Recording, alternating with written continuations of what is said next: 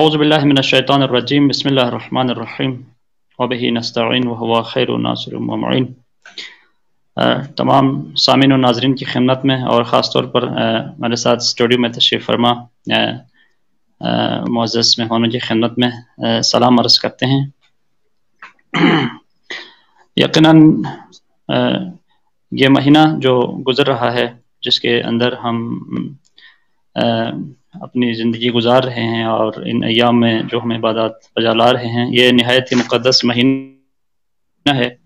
اس مہینے کے حوالے سے قرآن اور احادیث میں جو فضائل بیان ہوئے ہیں، جو اعمال انجام دینے کا ثواب بیان ہوا ہے، یہ بہت ہی زیادہ ہے، اور جن امور کی طرف ہمیں متوجہ کرایا گیا ہے، انسانیت کو متوجہ کرایا گیا ہے، اللہ سبحانہ و تعالیٰ نے اس خاص مہینے کے اندر انسانیت پر لطف فرمایا ہے کہ وہ انسان جو مادی چیزوں پر الجھا رہتا ہے سارا سال، اس مہینے کے اندر اللہ سبحانہ و تعالیٰ اپنی طرف مدعو فرماتے ہیں اور انسان کی بخشش کے لیے اپنی رحمتوں، مغفرتوں اور برکتوں کے دروازے کھول دیتے ہیں۔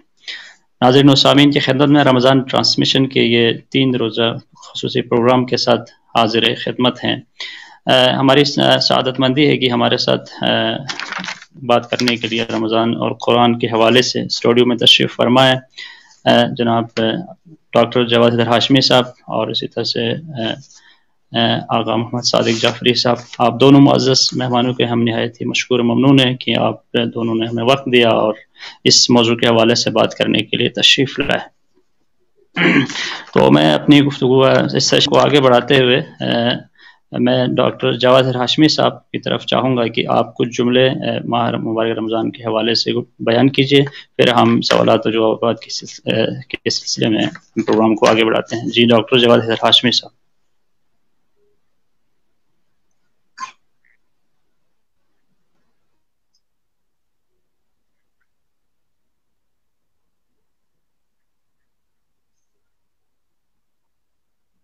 اعوذ باللہ من الشیطان الرجیم۔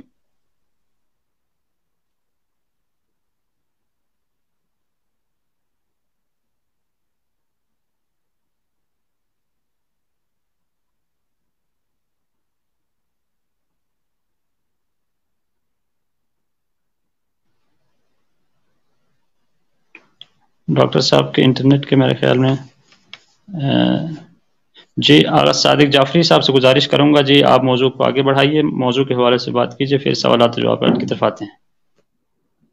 اعوذ باللہ من الشیطان الرجیم، بسم اللہ الرحمن الرحیم۔ سب سے پہلے میں جی بی بالرز کی پوری ٹیم کو خراج تحسین پیش کرتا ہوں۔ ہمیشہ تمام مناسبتوں کی مناسبت سے پروگرام کرتے ہیں، خصوصاً آپ کا بھی شکر گزار ہے کہ آپ نے ہمیں موقع دیا۔ ماہ مبارک رمضان، جس کے بارے میں اللہ نے ارشاد فرمایا کتب علیکم الصیام کما کتب علی الذین من قبلکم لعلکم تتقون۔ اے صاحبان ایمان، تم پر روزے فرض کیے گئے ہیں جیسے تم سے لوگوں پر یہ روزے فرض کیے گئے ہیں، لعلکم تتقون، تاکہ تم متقی اور پرہیزگار بن جائے۔ یہ عظیم مہینہ جس میں اللہ نے اپنے بندوں پہ احسان اور کرم فرمایا ہے کہ جس مہینے میں ہم اللہ کے میزبان، ہم اللہ کے مہمان ہیں اور اللہ جو ہے ہمارے میزبان ہیں۔ دعیتم فیہ الی ضیافت اللہ، یہ وہ مہینہ ہے جس میں اللہ خود میزبانی فرما رہا ہے اور بندے اس کے دسترخوان پر مہمان ہیں۔ لہذا ہمیں عام انسان یا کسی بڑے لوگوں کے دسترخوان پہ جانا ہو تو بڑا اہتمام کر کے جاتے ہیں کہ آج ہمیں فلاں آدمی کا، وزیر کا، ان کی طرف سے دعوت ہے، لیکن جس کا میزبان خدا ہو جس مہینے کا، تو ہمیں اسی انداز میں اس مبارک رمضان کی حرمت کو سمجھتے ہوئے ہمیں ماہ مبارک رمضان کے تمام آداب و احترام کے ساتھ روزہ رکھنے کی ضرورت ہے اور اس کی اطاعت اور عبادت بجا لانے کی ضرورت ہے۔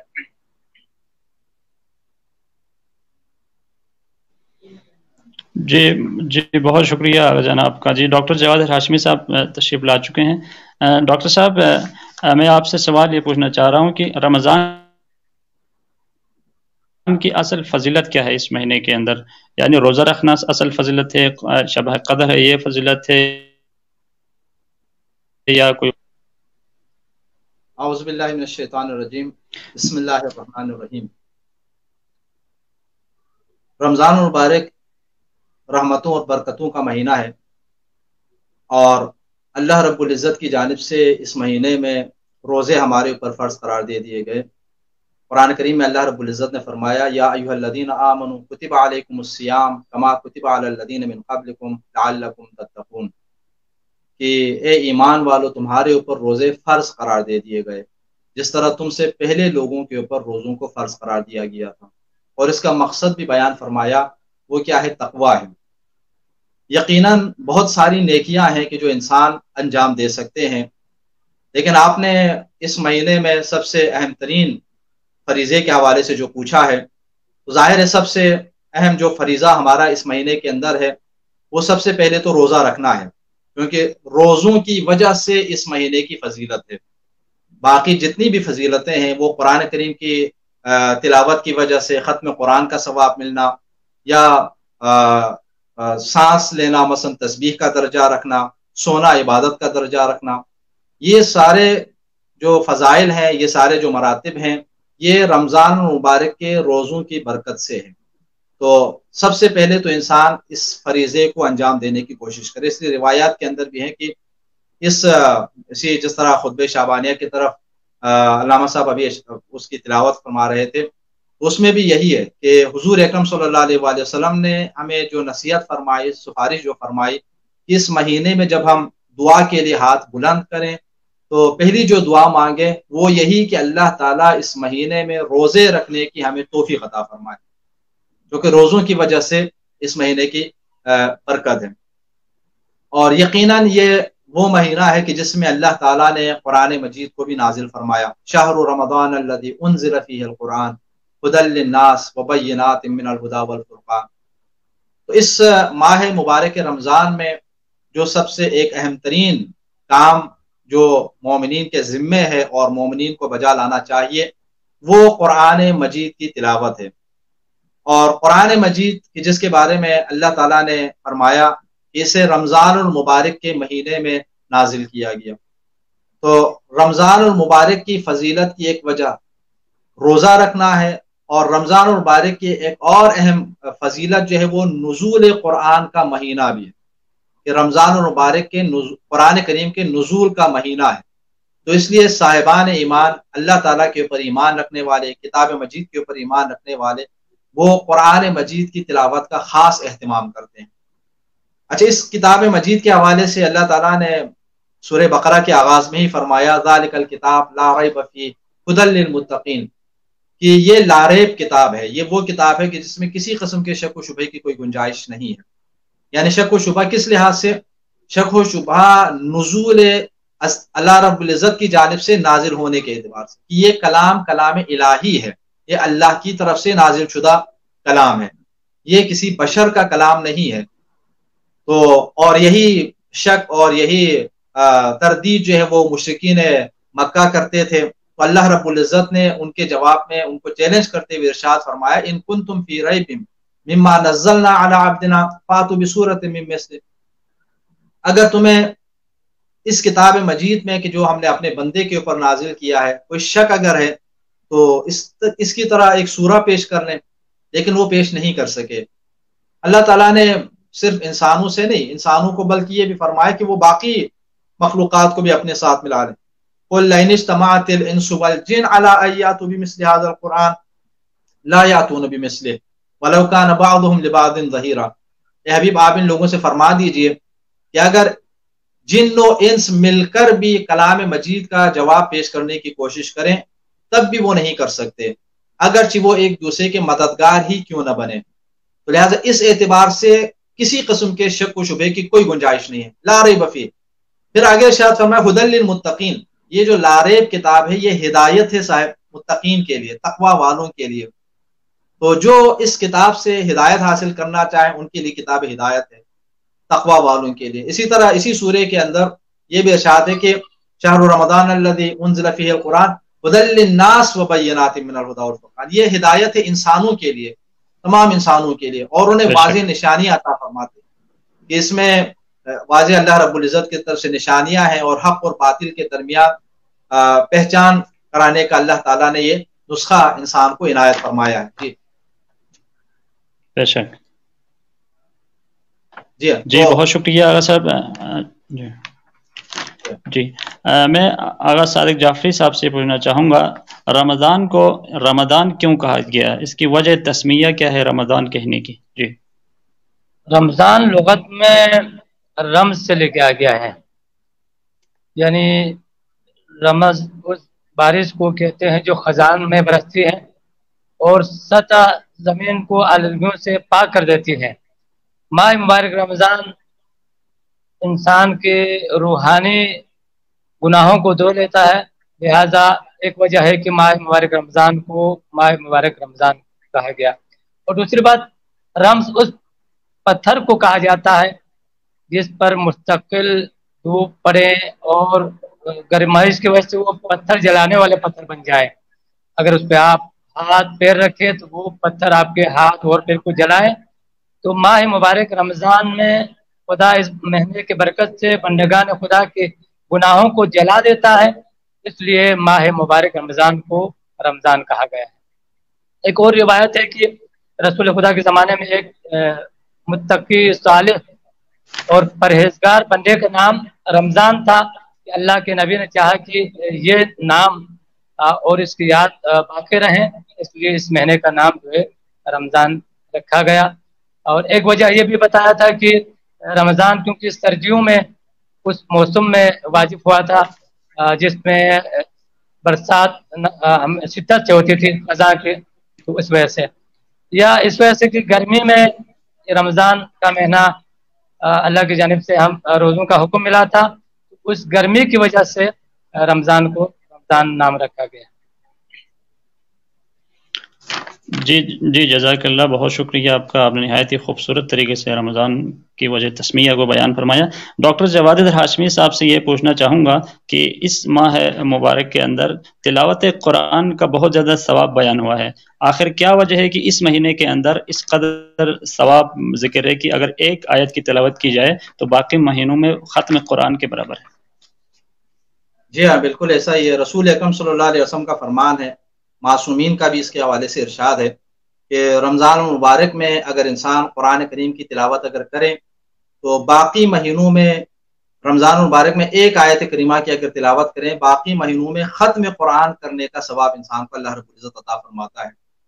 اور انسان یہاں پر اگر دیکھ لیں کہ باقی مہینوں میں ہم کتنے دنوں میں قرآن کریم ختم کرتے ہیں، اگر ایک آدمی روزانہ ایک پارہ بھی اگر پڑھ لے تو ختم قرآن کے لیے پورا مہینہ لگتا ہے کہ ایک مہینے میں ایک مومن، ایک مسلمان قرآن کریم ختم کر لیتا ہے۔ تو ایک مہینے کی زحمتوں کے بعد جو اس کو مقام اور مرتبہ ملنا ہے، وہ اس مہینے میں صرف ایک آیت کریمہ کی تلاوت کی وجہ سے اللہ تعالیٰ عطا فرما دیتا ہے۔ یہ اللہ رب العزت کا فضل و کرم ہے انسان کے اوپر۔ اب اس کی وجہ کیا ہے؟ اس کی وجہ بظاہر یہی ہے کہ ایک تو اللہ تعالیٰ نے رمضان کے روزوں کی وجہ سے اپنی رحمت اور برکتوں کے در کو کھولنے کا اعلان فرمایا ہوا ہے۔ اللہ تعالیٰ اس مہینے میں زیادہ سے زیادہ بخشنا چاہتا ہے، انسان کو عطا فرمانا چاہتا ہے، انسان کو نجات کی طرف لے جانا چاہتا ہے۔ ایک اہم ترین وجہ یہ بھی ہے کہ یہ مہینہ اصل میں نزول قرآن کریم کا مہینہ ہے۔ قرآن کریم اسی مہینے میں نازل ہوا، شب قدر اسی مہینے میں ہے، اور اس شب قدر کے اندر اللہ رب العزت نے قرآن کریم کو نازل فرمایا، انا انزلناہ فی لیلۃ القدر۔ ٹھیک ہے، اللہ تعالیٰ فرماتا ہے کہ میں نے اس قرآن مجید کو لیلۃ القدر میں نازل کیا، اور لیلۃ القدر جو 1000 مہینوں سے بہتر ہے وہ اسی مہینے کے اندر ہے۔ اور یہ مہینہ، اس مہینے کے اندر قرآن کریم کی تلاوت کا جو مرتبہ باقی مہینوں کی نسبت زیادہ اللہ رب العزت نے قرار دیا ہے، وہ نزول قرآن کا مہینہ ہونے کی وجہ سے۔ حضرت امام محمد باقر علیہ السلام کا وہ فرمان ہے نا، بڑا مشہور، کہ ہر چیز کے لیے ایک بہار ہے، اور قرآن کریم کا بہار کیا ہے؟ رمضان المبارک ہے۔ تو اس لیے رمضان المبارک میں انسان قرآن کریم کی تلاوت کرنے کی کوشش کریں، کیونکہ یہ نزول قرآن کریم کا مہینہ ہے۔ اور اس کے حوالے سے بھی ایک نقطہ یہ بھی کہ دیکھیں، قرآن کریم کے نزول کا مہینہ جب ہم کہتے ہیں تو یہاں پر علماء نے پھر دو باتیں بیان کی ہیں۔ وہ یہ کہ ایک طرف ہم جانتے ہیں نا کہ قرآن کریم 23 سال کے عرصے میں نازل ہوا ہے، تو دوسری جانب اس آیت کریمہ کے مطابق جو سورہ قدر میں ہے، اللہ تعالیٰ نے فرمایا کہ انا انزلناہ فی لیلۃ القدر، یا سورہ بقرہ کی آیت کے مطابق شہر رمضان الذی انزل فیہ القرآن، رمضان کے مہینے میں قرآن کریم کو نازل کیا گیا۔ تو ایک طرف تو رمضان المبارک میں نزول قرآن کی بات ہے، اور دوسری جانب جو واقعیت ہے، حقیقت ہے، وہ کیا ہے، 23 سال پر مشتمل ہے کہ غار حرا سے آغاز ہوا اور حضور اکرم صلی اللہ علیہ وسلم کی زندگی کے آخری ایام تک۔ تو اس لیے علماء نے نزول کے دو الگ الگ طریقوں کو بیان فرمایا ہے، ایک نزول تدریجی کا اور اسی طرح ایک نزول دفعی کا۔ نزول دفعی جو ہے یعنی ایک ہی مرتبہ جو کلام مجید اللہ تعالیٰ نے نازل فرمایا تو شب قدر میں یعنی رمضان المبارک کے مہینے میں قلب مطہر رسول اکرم صلی اللہ علیہ وسلم کے اوپر نازل فرمایا، اور پھر بعد میں 23 سال کے عرصے میں اللہ تعالیٰ نے پورے کلام مجید کو بوقت ضرورت، جہاں جس وقت اس کی تلاوت کو امت کے اوپر پہنچانے کی ذمہ داری حضور اکرم صلی اللہ علیہ وسلم کے ذمہ لگائی جا رہی تھی، تو ان کو الگ الگ آیات کریمہ کی شکل میں بھی اللہ تعالیٰ نے نازل فرمایا۔ تو نزول قرآن کریم کا مہینہ ہے، اس وجہ سے اس مہینے میں تلاوت کلام مجید کا بہت زیادہ مرتبہ ہے۔ ایک چھوٹا سا ایک واقعہ بھی آپ کے سامنے بیان کرتا ہوں۔ حضرت سعد بن معاذ کے بارے میں آپ جانتے ہیں، سعد بن معاذ جو ایک بہت بڑے صحابی تھے، وہ شہید ہو گئے جنگ احزاب کے بعد، جنگ غزوہ بنو قریظہ کے بعد۔ اسی جنگ احزاب میں ایک تیر لگا تھا ان کے اوپر، اور اسی زخم کے نتیجے میں بعد میں شہید ہو جاتے ہیں۔ جب شہید ہو گئے تو جب صحابہ کرام رسول اکرم صلی اللہ علیہ وسلم کے ساتھ ان کی تشییع جنازہ میں شریک تھے، تو حضرت رسول اکرم دیکھتے ہیں کہ حضرت جبرائیل علیہ السلام 90,000 ملائکہ کے ساتھ ان کی تشییع جنازہ میں شرکت فرماتے ہیں۔ تو رسول اکرم صلی اللہ علیہ وسلم نے پوچھا حضرت جبرائیل سے کہ جناب سعد بن معاذ کی آخر وہ کون سی خوبی ہے کہ جس کی وجہ سے آپ یعنی سردار ملائکہ 90,000 فرشتوں کے ساتھ آ کر ان کی تشییع جنازہ میں شرکت کر رہے ہیں؟ تو حضرت جبرائیل نے اس موقع پر ارشاد فرمایا تھا، حضرت سعد بن معاذ کی ایک خوبی تھی جو وہ ہمیشہ انجام دیتے تھے، وہ یہ کہ وہ ہمیشہ چلتے پھرتے اٹھتے بیٹھتے جاگتے وہ ہمیشہ سورہ توحید کی تلاوت کرتے تھے، اور سورہ توحید کی تلاوت کی وجہ سے اللہ تعالیٰ نے ان کو یہ مقام دیا کہ تشییع جنازہ میں 90,000 ملائکہ جو ہے وہ سردار ملائکہ کے ساتھ آ کر شریک ہو رہے ہیں۔ تو اس مہینے میں زیادہ سے زیادہ تلاوت کرنے کی کوشش ہمیں صاحبان ایمان کو کرنی چاہیے۔ جی جزاک اللہ، بہت شکریہ صاحب، آپ نے بہت خوبصورت طریقے سے بیان فرمایا۔ تو آغا جعفری صاحب سے سوال یہ پوچھنا چاہوں گا، اس مہینے میں جہاں دوسرے امور انجام دینے میں زیادہ ثواب ہے، وہیں پر افطاری کے حوالے سے بھی روایت آئی ہیں، تو اس مہینے میں کسی مومن کو یا چند مومنین کو افطاری کرانے کا ثواب کیا ہے؟ اس مہینے میں افطاری کے حوالے سے مختلف قسم کی روایات موجود ہیں۔ اس میں سے پہلی روایت رسول کونین حضرت محمد مصطفیٰ صلی اللہ علیہ وآلہ وسلم کا ارشاد گرامی ہے، ایھا الناس من فطر منکم صائما مؤمنا فی ھذا الشہر کان لہ بذلک عند اللہ عتق رقبۃ ومغفرۃ لما مضی من ذنوبہ۔ جو کوئی کسی مومن کو اس ماہ مبارک رمضان میں افطاری دے، پروردگار عالم اسے ایک غلام آزاد کرنے کا اجر و ثواب عطا فرما لیتا ہے، اور اس کے تمام گزشتہ گناہوں کو پروردگار عالم بخش دیتا ہے۔ قیل یا رسول اللہ، کسی نے کہا یا رسول خدا، ہم میں سے ہر کوئی اس بات پہ قادر نہیں کہ ہم افطاری کھلائیں۔ تو رسول خدا نے فرمایا، اپنے آپ کو آتش جہنم سے بچاؤ، ولو کھجور کا ایک ٹکڑا دے کے یا پانی پلا کے۔ اور دوسری روایت امام جعفر صادق علیہ السلام سے ہیں، آپ فرماتے ہیں اگر کوئی بندہ مومن کسی بندہ مومن کو افطاری کھلائے، پروردگار عالم اسے 30 غلاموں کو آزاد کرنے کا اجر و ثواب فرما لیتا ہے۔ اس کے علاوہ ایک اور روایت ہے چھٹے امام سے، من فطر صائما فلہ اجر مثلہ، جو کسی مومن کو افطاری دے تو وہ جو روزہ رکھنے والے کو جو اللہ اجر و ثواب عطا فرمائے گا، افطاری کرنے والے کو کرانے والے کو بھی وہی اجر و ثواب عطا فرمائے گا۔ اور ایک روایت ہے چھٹے امام سے، جو کوئی کسی مومن کو، ایک مومن کو افطاری کرائے، اس کے آنے والے سال کے تمام گناہوں کو خدا بخش دیتا ہے، اور اگر دو مومن کو افطاری کرائے تو اللہ پر سزاوار ہے کہ وہ اس مومن کو جنت میں داخل کر لے۔ اس کے علاوہ امام جعفر صادق علیہ السلام کا ایک چاہنے جزاک والا اللہ۔ آپ کے خدمت میں آئے جی اور آپ نے فرمایا کہ تمہیں معلوم ہے کہ کون سی رات چل رہی ہے؟ تو اس نے کہا کہ اپنا رسول اللہ کی رمضان کی راتیں ہیں۔ تو آپ نے فرمایا کہ کیا تم 10 غلاموں کو آزاد نہیں کر سکتے ہیں؟ تو اس نے کہا کہ میرے پاس قدرت نہیں ہے۔ تو امام نے فرمایا کہ 5 غلام آزاد کرائے، 4 کرائے، 1 کرا دے۔ اس نے کہا کہ میں 1 غلام بھی آزاد نہیں کر سکتا۔ تو آپ نے فرمایا کہ کیا 1 مومن کو افطاری نہیں دے سکتا؟ تو اس نے کہا کہ میں 10 لوگوں کو افطاری کھلا سکتا ہوں۔ تو امام نے فرمایا اس مہینے میں اگر 10 مومن کو افطاری کھلائے تو پروردگار عالم اس کو 10 غلام آزاد کرنے کا اجر و ثواب عطا فرما لیتا ہے۔ جزاک اللہ، بہت خوب۔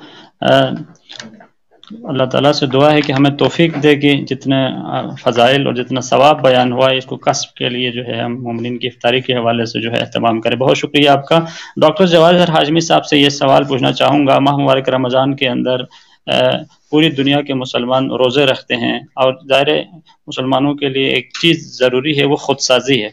سوال یہ ہے کہ خود سازی کے لیے اس مہینے میں یہ جو بیان ہوا ہے کہ روزہ رکھنا ہے، ایک دوسرے قرآن کی تلاوت کرنا ہے، اس کے ان دونوں کے علاوہ کون سے امور ہیں جن کو انجام دیں تاکہ وہ خود سازی کا جو مرحلہ ہے انسان کا، مسلمانوں کا، ایک مومن کا، وہ کامل ہو سکے؟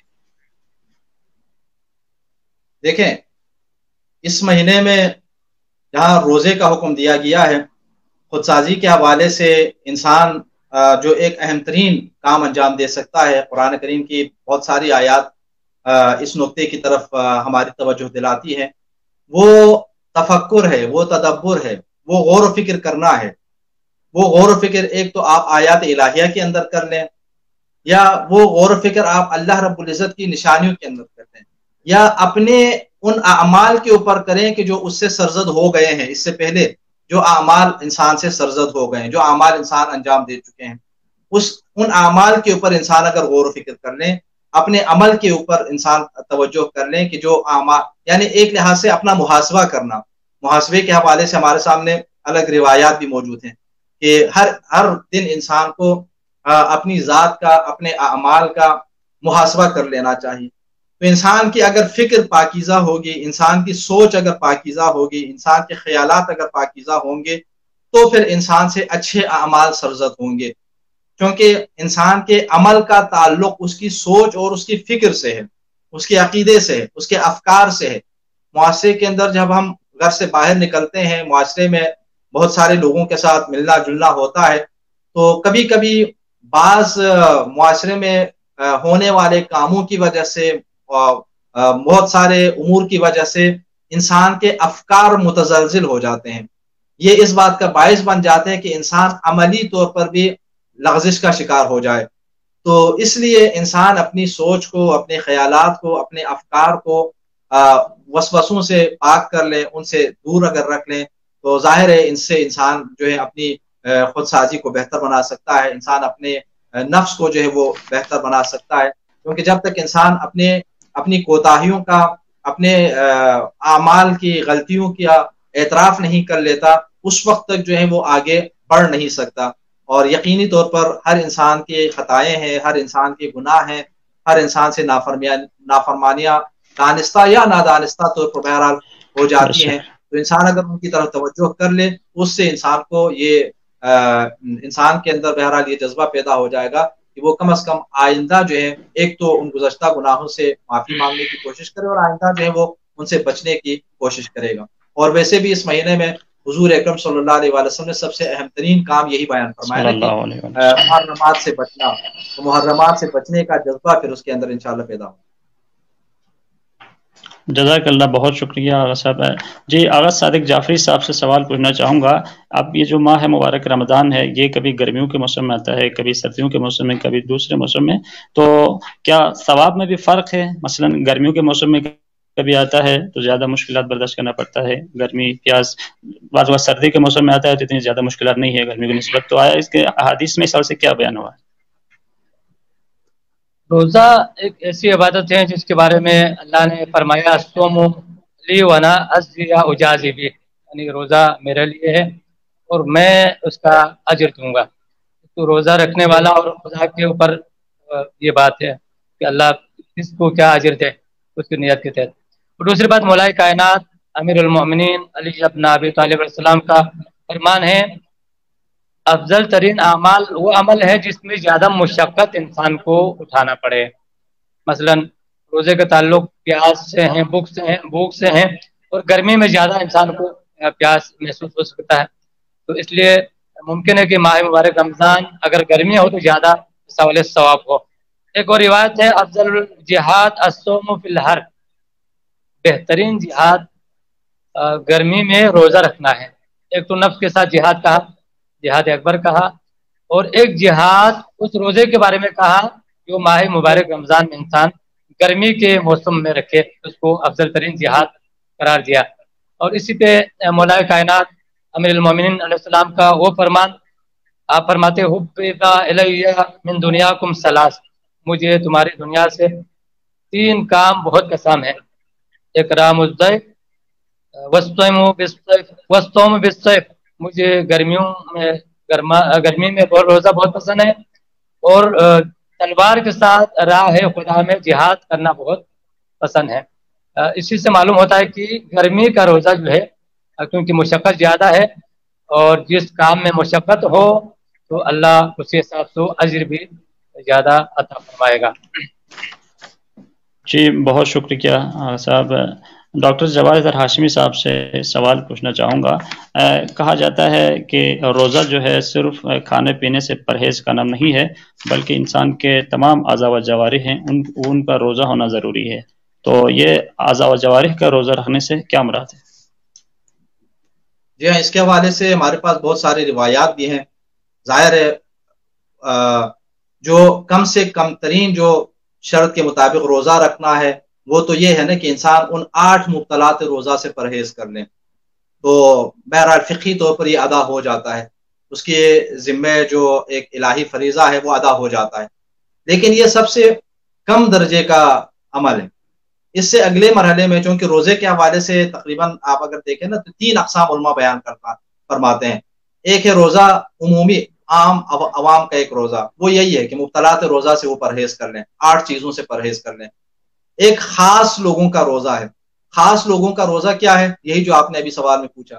خاص لوگوں کا روزہ یہ ہے کہ وہ مبطلات روزہ یعنی ان 8 چیزوں سے پرہیز کرنے کے ساتھ ساتھ اپنے اعضاء و جوارح کو بھی گناہوں سے بچا کے رکھ لیتا ہے. اعضاء و جوارح کو گناہوں سے بچانے سے مراد کیا ہے؟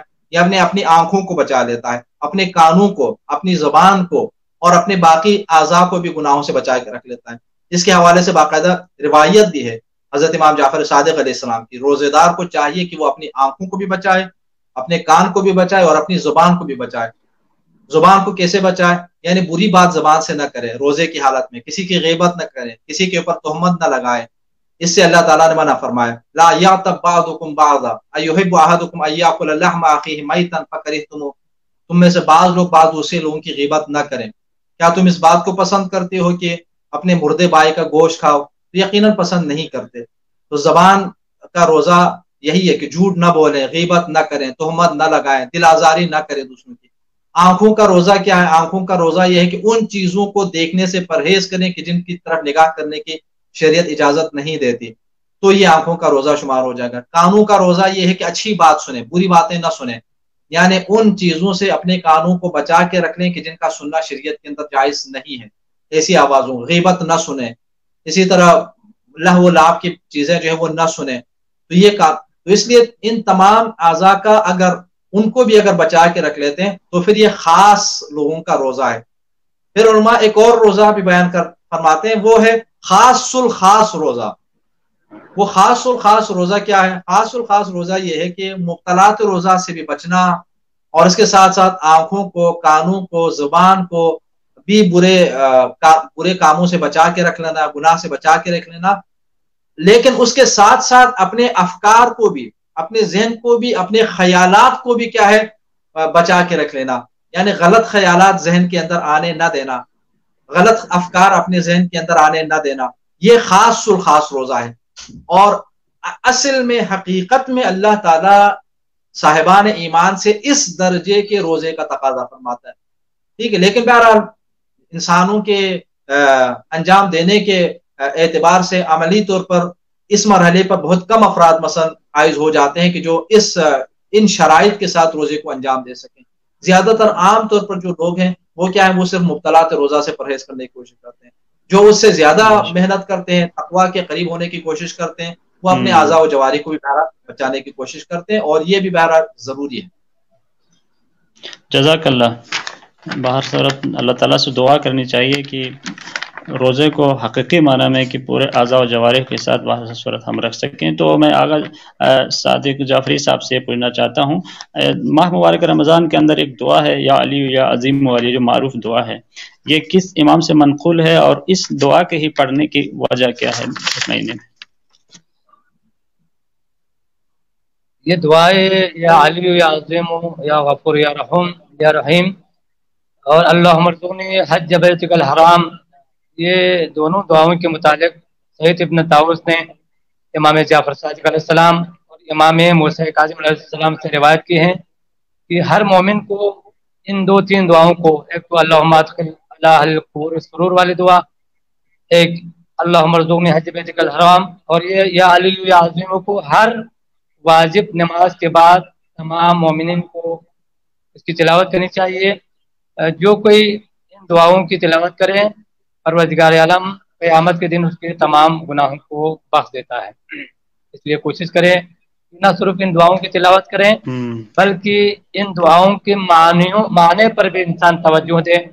ان ائمہ سے منقول دعاؤں کے اندر جو ہے ائمہ ہمیں کس طرح متوجہ کرانا چاہتا ہے، تو لہٰذا بہت اہم ذمہ داری ہے۔